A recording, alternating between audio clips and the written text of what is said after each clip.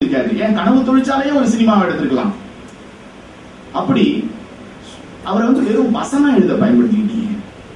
நான் மனுஷபுத்திரனை பப்புக்கு அழைச்சிட்டு போற மாதிரி நான்சென்ஸ். அவரோட மேதமையை பயன்படுத்தி இருக்கணும், பயன்படுத்தல. அங்க எம்டி வாசுதேவன் நாயரை பயன்படுத்துறாங்க. அப்புறம் சாகித்ய அகாடமின்னு இன்னொரு ஒரு கொடூரமான ஒரு அமைப்பு, இந்த ஞானபீடம் மாதிரி 1963 வேங்கையின் மைந்தன் அப்படிங்கிற ஒரு நாவலுக்கு பரிசு. இந்த பரிசுல எல்லாம் என்ன பண்றோம்னா எல்லா இந்திய மொழிகள்லையும் இதை டிரான்ஸ்லேட் பண்ணிடுவாங்க. நம்ம மானம் கப்பல் ஏறும், வெளியில தலை காட்ட முடியாது. இப்படிப்பட்ட நாவல் தான் உங்க இலக்கியமா? கேவலப்படுத்துவாங்க. சாரி, இத பல்கலைக்கழகங்கள்ல இருக்கிறவங்க எல்லாம் இதுக்கு ஒரு முக்கியமான காரணம். இப்ப சமீபத்துல டைரக்டர் சங்கருக்கும் ஆக்டர் விஜய்க்கும் டாக்டர் பட்டம் கொடுக்கிறது உலகத்துல எந்த இடத்துலயாவது நடக்குமா? இது ஒரு அநியாயம், இது ஒரு கேவலம், இது ஒரு அவமானம். இதெல்லாம் வெளி மாநிலங்கள்ல ரொம்ப ரொம்ப நம்மள நக்கல் பண்றாங்க, நம்மள ரொம்ப இழிவா பாக்குறாங்க. இவங்களுக்கு கமர்ஷியல் சினிமாவை தவிர ஒண்ணுமே தெரியாது அப்படின்னு சொல்லி. இன்னொரு கொடூரம் என்னன்னா, இன்னொரு யூனிவர்சிட்டி வைஸ் சான்சலர் நான் தமிழக முதல்வர் கலைஞரின் புத்தகங்கள் எல்லாம் இங்கிலீஷ்ல டிரான்ஸ்லேட் பண்ணி நோபல் கமிட்டிக்கு அனுப்ப போறாங்க. என்ன சொல்றதுன்னே எனக்கு தெரியல. English, German, check, Russian, Polish, Chinese இப்படிப்பட்ட மொழிகள்ல அகிலனை டிரான்ஸ்லேட் பண்ணிருக்காங்க. செக் லாங்குவேஜ்ல உள்ள மிலன் குந்தேரா எங்க? மிலன் குந்தேராவை படிக்கிறவன் அகிலனை படிச்சா நம்மளை பத்தி என்ன நினைப்பான்? சாகித்ய அகாடமியில புவியரசுக்கு 2 தடவை அவார்டு, சாகித்ய அகாடமி பரிசு. தசாவதாரத்துல 10 வேஷம் போட்டதும் இவரு ஜாக்கி ஷான் கேட்டாராம், ரொம்ப நடிகர் பஞ்சமா தமிழ்நாட்டு? அந்த மாதிரி எழுத்தாளர் பஞ்சமாயா? புவியரசுக்கே 2 தடவை கொடுத்துருக்கு. என்னென்ன அயோக்கியத்தனம் உள்ள நடக்குது பாருங்க. கொஞ்சம் கூட வெக்கமா இல்லையா? ஒரு இது இல்லையா?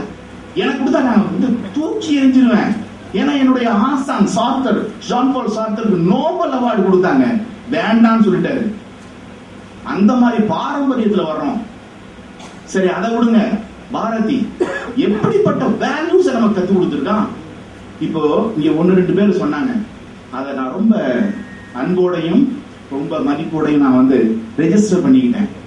அந்த தமிழ்நாட்டுல ஒரு பெரிய ஆல்மா மேட்டர் இந்த ஒரு இல்லிட்ரேட் சொசைட்டிக்கு. இல்லிட்ரேட்னா நான் மறுபடியும் சொல்றேன், ரொம்ப படிச்சவங்க தான் ஒவ்வொரு துறையிலையும், ஆனா கலாச்சார ரீதியா இலக்கிய ரீதியா ரொம்ப இல்லிட்ரேட் சொசைட்டில ஒரு பெரிய பல்கலைக்கழகமா இருந்து அவ்வளவு விஷயங்களை கத்துக் கொடுத்தார் சுஜாதா. இதுக்கு முன்னாடி செஞ்ச ஒரே ஆள் பாரதி மட்டும்தான். அத்தனை ஃபீல்டுலையும் அந்த நேரத்துல அவனுக்கு டிவியோ சினிமாவோ இல்லை. அப்படி பத்திரிக்கை, வசனம், போயட்ரி, அத்தனை இடத்துலயும் காந்தியை பார்த்தா மிஸ்டர் காந்தின்னு சொல்றது. அப்படி நீங்க கடையாடியோட கடைசி பக்கங்களை பாத்தீங்கன்னா இப்ப நம்ம ஐகான்ஸ் அப்படின்னு நினைச்சுக்கிட்டு இருக்கிற அத்தனை பேரையும் கிழி கிழிப்பாரு. அது யாரா இருந்தாலும் சரி.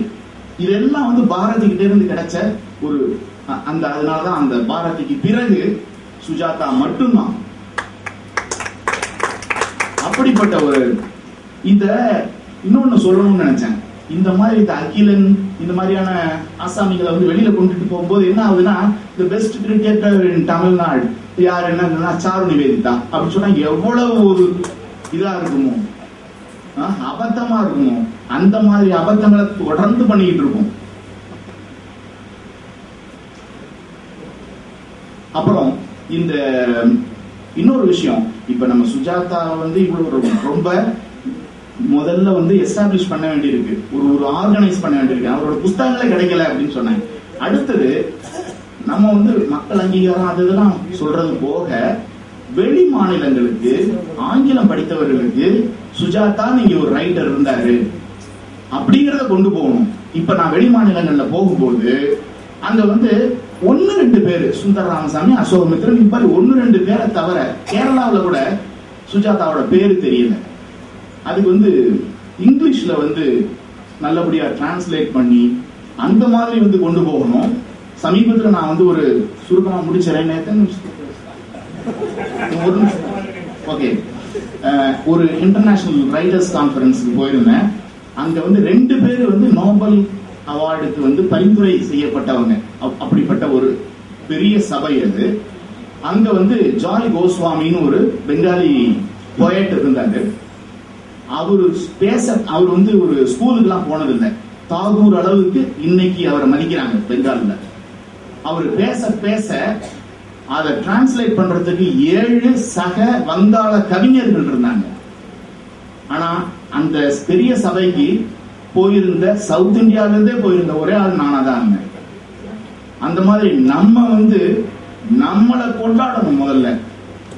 முதல்ல நமக்கு நம்ம மேல சுயமரியாதை வேணும். மக்கள் அங்கீகாரம் நம்ம நினைச்சுக்கிட்டு நம்மள நாமே ஏமாத்திக்க கூடாது. உதாரணமா பாரதி தாகூர் காலத்துல இருந்து தாகூருக்கு நோபல் அவார்டு கிடைக்கும் போது பாரதி இத வருத்தப்பட்டு எழுதியிருக்காரு. ஏன்னா தாகூரோட மிகப்பெரிய உயரத்துல இருந்தவர் பாரதி. இன்னைக்கு நான் அதை பாக்குறேன். முகமது தார்விஷ் பத்தி உங்களுக்கு அத்தனை பேருக்கும் தெரியும். முகமது தார்விஷை விட பல மடங்கு கவிதையோட வீச்சும் அந்த உயிர் தன்மையோட எழுதக்கூடியவர் நம்ம மனுஷபுத்திரன். ஆனா நம்மளே சொல்லிக்கிட்டு நாங்களே உலக நாயகன், நாங்களே எல்லாம், எங்களுக்கே நாங்க தமிழ் சோப்பு போட்டு குளிச்சுக்கிட்டு இருக்கோம். நம்ம பிள்ளைங்களுக்கு இங்கிலீஷ் சோப்புல கொடுக்குறோம். இப்படி நம்மளே ஏமாத்திட்டு இருக்க கூடாது.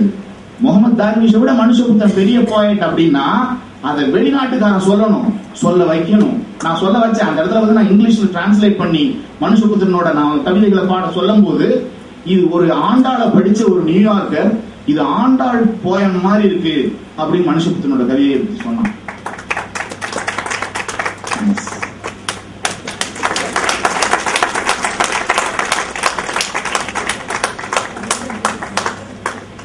மனம் திறந்து பல ஆதங்கங்களையும் சில கோரிக்கைகளையும் விடுத்த திரு சார நிவேதிதா அவர்களுக்கு நன்றி.